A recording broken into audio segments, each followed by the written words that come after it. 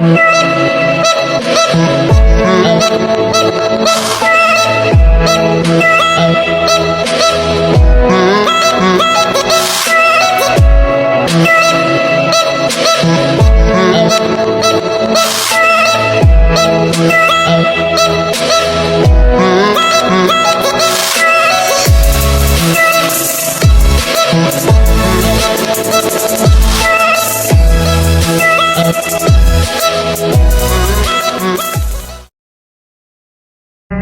mana terletaknya syurga dan neraka ini? Di bumi atau di langit? Eden Meru ini adalah kepercayaan bagi agama Kristian dan kepercayaan agama Buddha.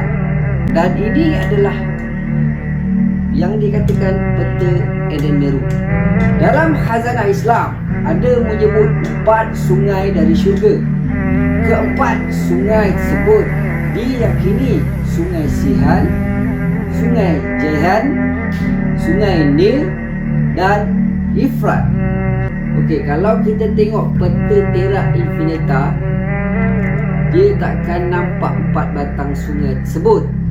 Cuma di keliling Antartika itu kita akan nampak pecahan dan rekahan di bahagian beberapa sudut,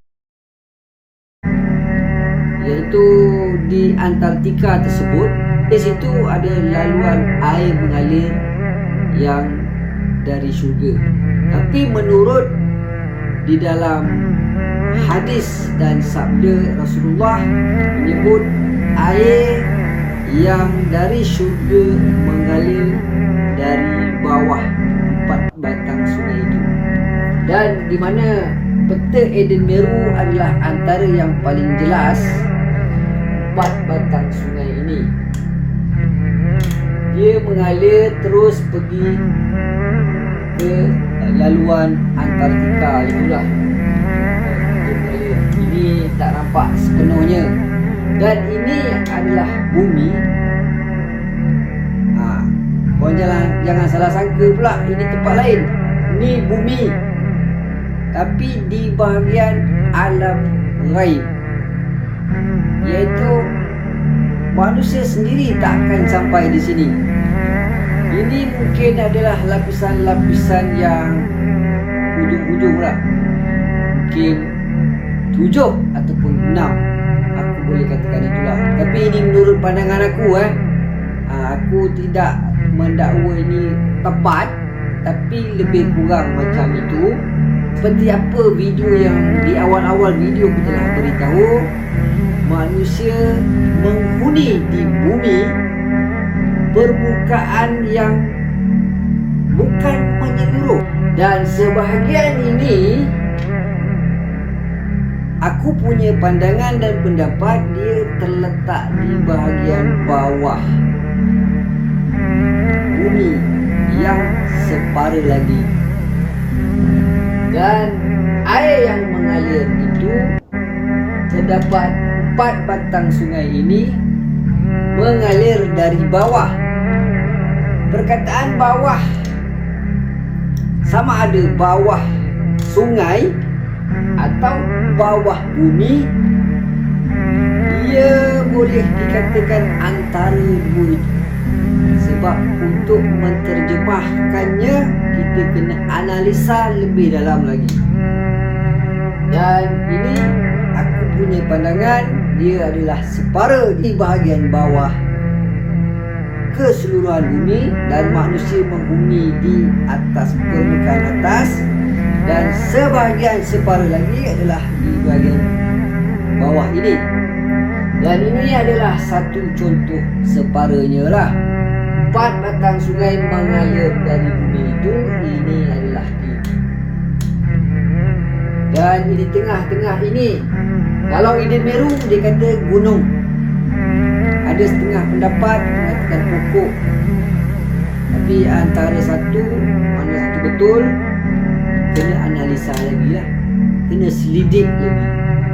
Apakah yang dimasukkan ini gunung ataupun pokok yang disebut ketika Nabi Adam dan Hawa itu makan buah yang dilarang Allah SWT. Sebab itulah aku kata ini adalah alam gaib. Manusia itu memang tak boleh pergi sampai sini pun. Dia boleh pergi tapi selepas kematian, selepas ada alam-alam yang ditempuhnya. Katalah ini pokok ni dari syurga. So cerita dia ini adalah syurga. Tapi jangan katakan ini syurga yang sebenar. Ini gambaran. Aku tak kata ini syurga sebenar wajah dia macam ini. Ini gambaran orang Melaka akan begitu. Dan aku cuba menjelaskan apa yang lihat dari kita ini saja. Di sini dapat aku katakan syurga dan neraka itu berada di bumi, tapi bukan terletak di alam univers manusia. Ia terletak di bahagian univers yang lain, iaitu di alam gaib atau alam jauh dari penglihatan dan kehidupan manusia yang nyata. Kesimpulannya, besar kemungkinan bumi yang berlapis 7 seperti ini, permukaan atas bumi yang dihuni oleh manusia itu diliputi oleh firmamen atau kubah, atau yang disebutkan dahaha. Dalam perbahasan Dr. Zakir Naik, seolah-olah seperti telur buruk kita, tapi menjurus kepada seperti mata. Inilah kebesaran Allah Subhanahu Wa Taala, bahawa bumi ini berada dalam kedudukan zat Allah, iaitu sifat 20, maha mengetahui dan maha segalanya. Ini juga termasuk dalam maksud tersirat surah Al-Ikhlas. Agak-agak korang nampak tak apa yang aku nampak? Sebahagian bumi lagi ini. Jika benar-benar ini adalah keadaannya, Masya Allah, maka tamatlah perbahasan teori-teori flat earth, di mana yang flat earth itu adalah kandungan isi dalam bumi, dan yang memisahkan univers itu terletak di Antartika sebagai simbolik garisan dan lapisan. Nah, di belakang ini adalah mata, lakaran mata. Kalau kau perhatikan betul-betul, tapi bumi ini jangan tengok sebiji macam mata, tapi bumi ini terbentuk seolah-olah apa yang dikatakan dahaha oleh Dr. Zakir Naik. Kalau kita lihat apa yang telah berlaku, roket-roket yang pergi ke langit yang berwarna biru itu akan melencong. Ia menunjukkan ada halangan di langit yang berwarna biru itu, yang mana kita kenali sebagai firmamen ataupun bahasa lain kubah. Dan inilah yang aku katakan, bumi ini adalah berbentuk seperti apa. Nah, inilah salah satu contoh yang aku berikan kepada korang, yang mana yang korang kata bumi itu datar, maka peta kita itu adalah terletak di sini.